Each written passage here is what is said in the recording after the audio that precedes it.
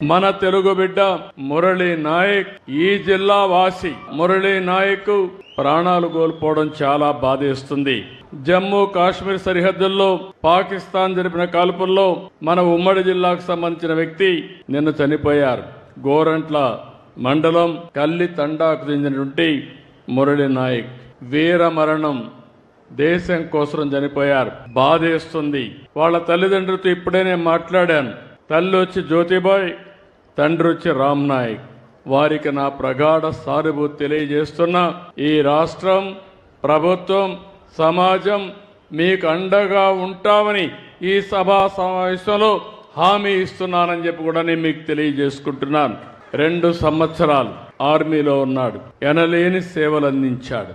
వారు బార్డర్లో ఉండి అనునిత్యం మన కోసం నిద్రాహారాలు మాని దేశ రక్షణ చేస్తున్నారు. కాబట్టి మనం హాయిగా నిద్రపోగలుగుతున్నాం. అయితే ఇలాంటి జరిగినప్పుడు మనం అందరం కూడా అండగా ఉండాలి.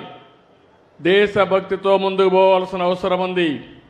మన రాష్ట్రంలో ఉండే అన్ని ప్రాంతాలు కూడా అప్రమత్తంగా ఉండాలి.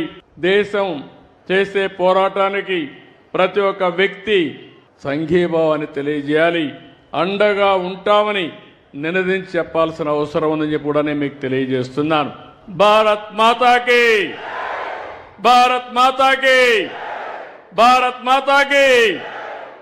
అదే సమయంలో ఎవరైతే చనిపోయారో, వీర మరణం పొందారో వారి కోసం 2 నిమిషాలు మురళీ నాయక్ ఆత్మకు శాంతి కలగాలని కుటుంబ సభ్యులకు ప్రగాఢ సానుభూతి తెలియజేసుకుంటూ 2 నిమిషాలు మౌనం పాటిద్దాం.